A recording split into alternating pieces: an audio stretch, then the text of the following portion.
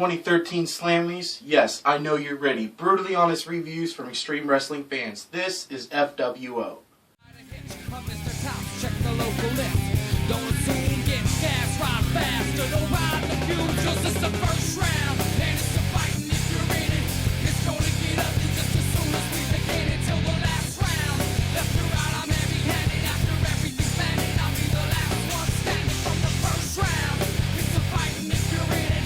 It's gonna get ugly just as soon as we begin it till the last round. Left to right, I'm heavy-handed. After everything's landed, I'll be the last one standing. I'm Mr. First to get the game jumping, ain't nothing. Mr. Quick to trip and load the clip and start dumping. Sucker, say something. Mr. Trying to build a million out of plain nothing. Mr.'s gonna be successful, daddy ain't bluffing. I'm Mr. Quick to chop them one of a kind. A madman on the band till every one of them's mine. I'm Mr. No Look and honor amongst crooks, Mr. Right. I'm Chris Helix, and this is Future Wrestling Observer's review of the December 9th edition of Monday Night Raw, better known as the 2013 Slammys. We kicked off Raw in a good way with the 1.5 star match. It had Fandango versus D-Bry. D-Bry is from Washington, so I guess you could say the locals were happy when D-Bry picks up this win. And then we had Santino versus Sandow. Sandow picks up the win in a 1-star match. Then we had Kofi versus The Miz, continuing their rivalry. Miz picks up the win in this 1-star match. So before I get to the 4th match that was in this December 9th edition of Monday Night Raw, I will tell you how the format of this show is going to go. It's going to go with me telling you all about the matches first, and then we'll get to the Slammys, and of course then we'll end it with the Ascension ceremony for the WWE title and the World Heavyweight title being seen for the very last time, besides at TLC when they're hung above the ring. And the next match was Rey Mysterio, Big Show, and the Rhodes versus Rybaxel and the Real Americans. Rey ends up pinning Axel in this 2-star match, and I would love to see maybe this match again. I know it was kind of a weird combo of faces, not so much of a weird combo of heels, but this match was good to me. And then Sin Cara versus Del Rio was the next match, and it was a 1-star match, and I'm really tired of seeing this battle of who's the best Mexican in WWE. Maybe if you're gonna do the who's the best Mexican, you should add in who everybody really thinks the best Mexican is, Rey Mysterio, and get this triple threat going on, because Sin Cara and Rey would be good against each other. Alberto Del Rio could sit in the background and people could forget he's there, because Alberto Del Rio has been kind of going downhill, not only with his popularity but his wrestling moves in the last few months. And like I said, Sin Cara ends up picking up the win for the 2nd time in this developing rivalry in this 1-star match. Because of how much stuff happened on Monday Night Raw, I am going to dub this edition of FWO Rapid Fire Review Night, because I'm trying to get everything in a respectable amount of time, because I know it is hard to keep people's attention.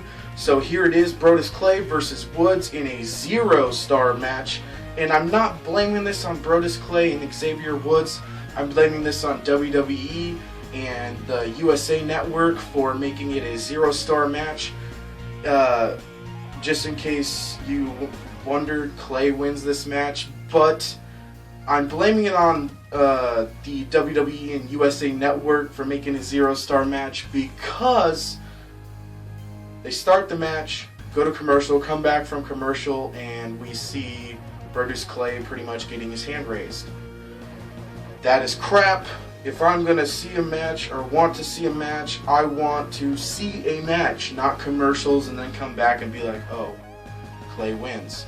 Then we have CM Punk versus Ambrose, and it's a 1.5-star match, and Punk wins. And is this what's going to happen at TLC? Is it going to be the Shield turning their back on Ambrose because Ambrose gets a big head, I guess you could say? Maybe because he's the only one in the Shield wearing a title, the United States title to be exact. Then we had the Usos versus the Wyatt family in another 1.5 star match. The Wyatts end up picking up the win like everybody would expect. And then we have, to end this part of a rapid fire review, Natalya versus Tamina Snuka in a 1-star match. And Natalya picks up the win. And I gotta say, I'm almost hoping that Natalya picks up the win against AJ Lee at TLC, because Natalya's been on the back burner for too long from WWE, been put through a lot of shit, especially after dealing with newbies that don't even know how to wrestle. Again, Natalya picks up the win in this 1-star match. And here we are at what you could call the halfway point of this episode of FWO. It is time for the 2013 Slammy Awards. The first 2013 Slammy went for LOL Moment of the Year. It went to none other than The Rock for his beautiful song to Vicky Guerrero.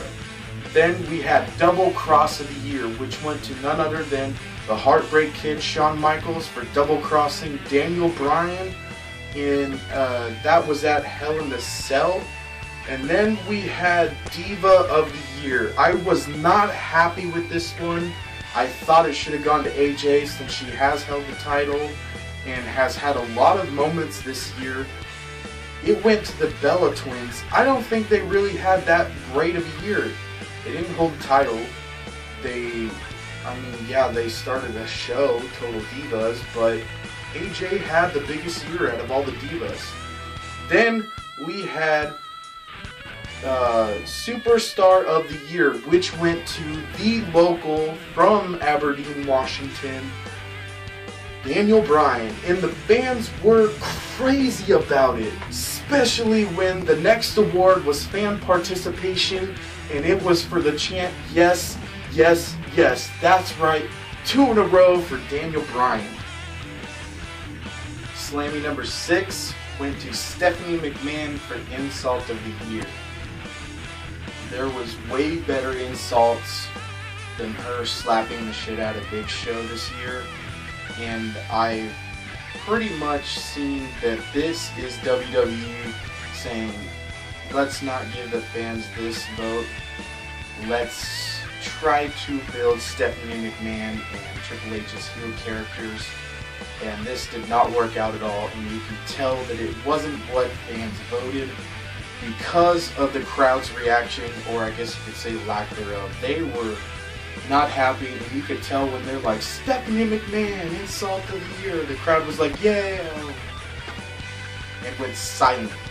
The only time that night you didn't hear anything from the Seattle, Washington crowd. Then we had Extreme Moment of the Year, which went to CM Punk for him beating the holy hell out of Paul Heyman.